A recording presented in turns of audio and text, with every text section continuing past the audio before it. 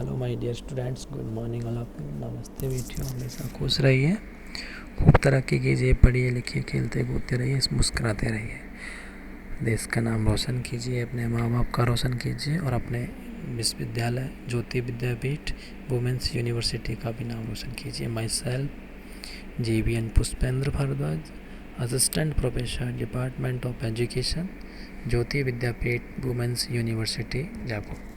Today we will discuss on Adam Smith theory of economic growth or development। इससे पहली वाली class से हमने क्लासिकल जो थ्योरीज हैं, क्लासिकल ग्रोथ थ्योरी के ऊपर डिस्कस किया है कि क्लासिकल ग्रोथ थ्योरी में क्या चीज़ें थी, किस तरीके से ये डेवलप हुई, हिस्ट्री पढ़ी उसकी, इसके मीनिंग पढ़ा था, ये सारी चीज़ें डिस्कस की थी। आज हम classical theory, first classical theory के ऊपर डिस्कस करेंगे, जिसमें जो थ्योरी एडम स्मिथ ने दी है। Adam Smith is regarded as the foremost classical economist. His monumental work, An Inquiry into the Nature and Cause of Wealth of Nation, published in 1776, was primarily concerned with the problem of economics of development. Adam Smith की world famous book है wealth of nation, short में बोलते हैं इसको wealth of nation. Full name है इसका an inquiry into the nature and cause of wealth of nation. ये publish हुई थी 1776 में। ये इतनी बुक इतनी फेमस हुई थी, इसकी इतनी पब्लिकेशंस पब्लिश हुई थी कि इस बुक में इतना इकोनॉमिक्स का डेवलपमेंट इन सब के ऊपर डिस्कस किया एडम स्मिथ ने कि एडम स्मिथ को फादर ऑफ इकोनॉमिक्स का नाम टैग दे दिया गया। Though he did not expound and systematic growth theory, yet a coherent theory has been constructed by latter-day economists. Smith posited its supply-side driven model of growth. Scientifically, we can set out the theory by the simplest of production function.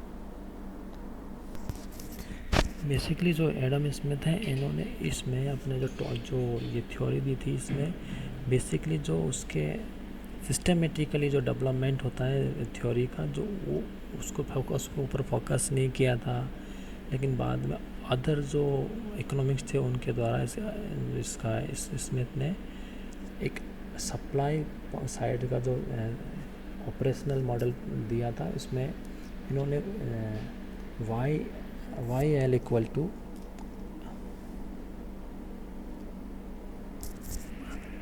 Production function, simplest production function story दी थी। साथ में Y equal to FLKT, where Y is output, L is labour, K is capital and T is land. So output is related to labour and capital and land inputs. जो इन्होंने बोला था कि जो आउटपुट है, आउटपुट जब कोई production करेंगे तो उसका कनेक्शन होगा हमारे लेबर के साथ में, कैपिटल के साथ में और लैंड के साथ में, जो इनके लिए इन्होंने प्रेजेंट की है L, K और T के साथ में। Consequently, output growth GY was driven by the population growth GL, investment GK, land growth GT and increase in overall productivity GF. GY equal to GF, GK, GL, GT। तो GL मैंने बोला, GY means population growth. बाद में इन्होंने इसमें थोड़े changes किए अपने जो प्रोडक्शन फंक्शन था। पहले तो Y इक्वल टू FLKT दिया था सिर्फ, बाद में GF, GK, GL, GT दिया उन्होंने। तो GY means growth of population, then GL investment, ठीक है, एंड GK इन्वेस्टमेंट हो गया, एंड लैंड ग्रोथ GT हो गया, and increase in overall product in GF। Assumption थे, इन्होंने कुछ अजम्पशन दिए थे अपनी थ्योरी में। Population growth in the traditional manner of the time was endogenous. It depended on the subsistence available to accommodate the increasing workforce. Second assumption is investment was also endogenous, determined by the rate of saving, mostly by capitalistic। जो investment जो endogenous होगा तो वो determine होगा rate of saving specially capitalistic के through. Next is land growth was depended on the conquest of new lands, for example colonizations of technological improvements of fertility of all lands. Next is technological progress could also increase growth. Overall, Smith's famous thesis that the division of labor or specialization improves growth was a fundamental argument. Smith also saw improvements in machinery and international trade as a engines of growth as they facilitate further specialization. He also assumed the existence of perfect competition. हाँ, एक सबसे अच्छी बात है, जो Adam Smith की आप कोई भी थ्योरीज पढ़ेंगे उसमें एक फर्स्ट अजम्पशन रहेगी परफेक्ट कंपटीशन की कंडीशन. हमेशा किसी ना किसी थ्योरी में आपको ये मिल जाएगी, हर किसी थ्योरी में. इन्होंने बोला कि समय के जो ट्रेडिशनल तरीके के साथ हम जनसंख्या में वृद्धि होती है, ठीक है. नेक्स्ट इन्होंने बोला था निवेश भी जो बचत की दर है, जो सेविंग्स रेट है सेविंग, उसके ऊपर डिपेंड करता है. नेक्स्ट इन्होंने बोला था जो लैंड है, लैंड में इंक्रीजमेंट हो रहा है तो वो ओल्ड जो पुरानी लैंड है उसमें जो अपन टेक्नोलॉजी के फर्टिलाइजर्स का यूज़ करके उस इम्प्रूवमेंट कर रहे हैं तो वही भूमि है वो. इन्होंने बोला नेक्स्ट जो तकनीक है टेक्नोलॉजी है उसमें भी इम्प्रूवमेंट हो रहा है, लेकिन वो डेवलपमेंट को इंक्रीज़ कर देगी हमारी टेक्नोलॉजी. नेक्स्ट स्मिथ ने बोला कि जो मशीनरी है और इंटरनेशनल ट्रेड है उसमें भी सुधार एक इंजन के रूप में देखा जाएगा, लेकिन उसने बोला कि एक परफेक्ट कंपटीशन की स्थिति रहेगी, परफेक्ट कंपटीशन रहेगा मार्केट में. तो ये अजम्पशन दिए थे एडम स्मिथ ने अपनी जो क्लासिकल थ्योरी दी थी उसमें. कुछ इसके मेन फीचर की बात करूँ तो कुछ इसमें इन्होंने natural law, division of labour, ये सारी चीज़ें डिस्कस की है. तो मैं बात करूँगा कि natural law. In this law we will discuss about nature, जो नेचर के इफ़ेक्ट्स क्या क्या इफ़ेक्ट्स रहेंगे हमारे तो डेवलपमेंट के ऊपर, ग्रोथ के ऊपर, ये सब डिस्कस किया जाएगा इसमें. Natural law, laissez-faire and self interest lead to development. Adam Smith believe in the doctrine of natural law in economics affairs. He regarded every person as the best judge of his own interest, who should be left to pursue it to her own advantages in furthering her own self-interest. She and he would also further the common goods. In purchase of this, each individual was led by an individual hand. जो Adam Smith है लेजिस्फेयर की conditions बोलते हैं, बिल्कुल सब market बिल्कुल free है और सेल्फ इंटरेस्ट के डेवलपमेंट होगा वो सेल्फ इंटरेस्टेड के बेसिस पे होगा. हर एक बंदा खुद के लिए जज है, खुद का इंटरेस्ट को खुद क्रिएट करेगा, ये सारी चीज़ें बोली इन्होंने. It is not to be benevolence of the banker what of his self interest that we owe our bread. Had said Smith, since every individual, if left free, will seek to maximize his own wealth, therefore all individual, if left free, will maximize aggregate wealth. Smith was naturally opposed to any government interventions in industry and commerce. He classical theory of development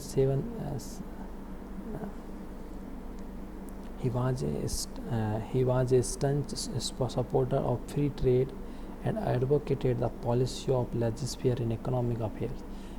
ये सारी चीज़ें इन्होंने सही बोली भी है उस time का अकॉर्डिंग. 18 और 19 जो सेंचुरी थी उसके अकॉर्डिंग एकदम सही है, बट अभी जो मॉडर्न में 20 और 21 सेंचुरी की बात करूँ तो उसके अकॉर्डिंग बिल्कुल ही गलत है. और ये मॉडर्न जो क्लासिकल थ्योरी है, हमारे ई कॉमर्स की बात करूँ तो इंटरनेशनल ट्रेड की बात करें तो ये किसी तरीके से काम में नहीं आएगी हमारे. The individual hands, the automatic equilibrium mechanism of the perfectly competitive market tend to be maximize national wealth.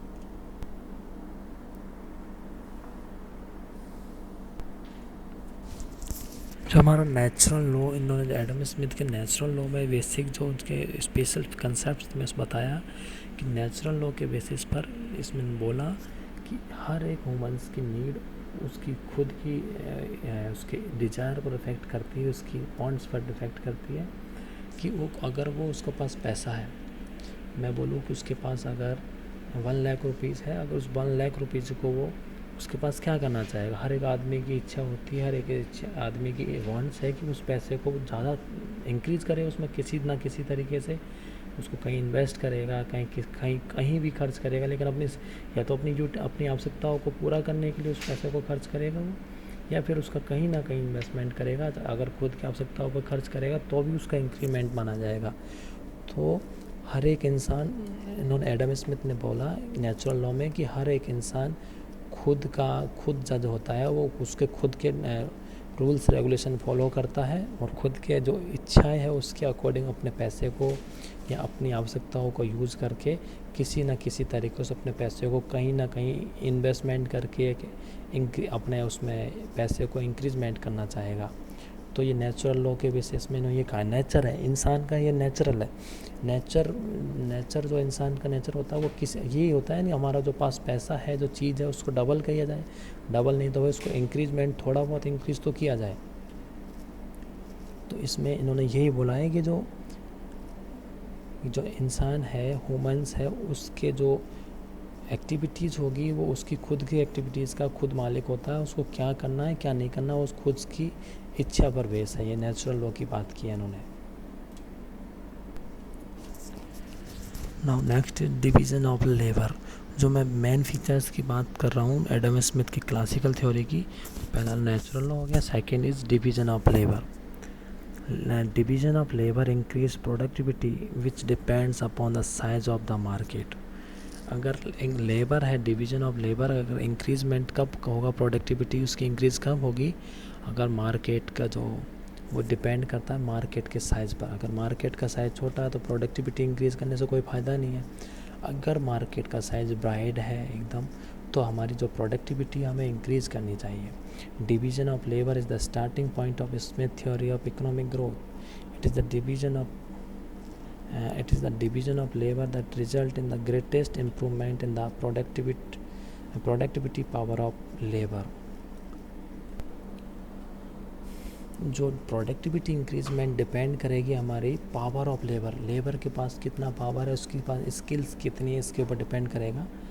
The attributes of this increases in productivity are the increase in the dexterity of every workers, second is the saving in the time of produced goods, and third is to the inventions of large number of labor saving machines.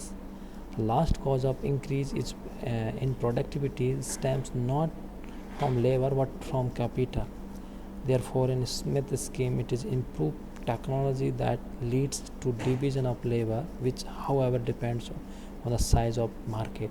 जो division of labour, Smith कहते हैं कि labour का division करना चाहिए, skills में, semi skills में, अनस्किल्स में इसको डिवाइड करेंगे अपन, तब उनकी प्रोडक्टिविटी के बेसिस पर देखना चाहिए। देखो टाइम, कोई भी लेबर प्रोडक्शन कर रहा है तो वो प्रोडक्शन करते टाइम प्रोड्यूस गुड्स हो रहा है, लेकिन कितना टाइम सेव कर रहे हैं वो, और कितना जो अपना स्क्रैप निकलता है तो स्क्रैप को कितना कम से कम स्क्रैप कर रहे हैं वो।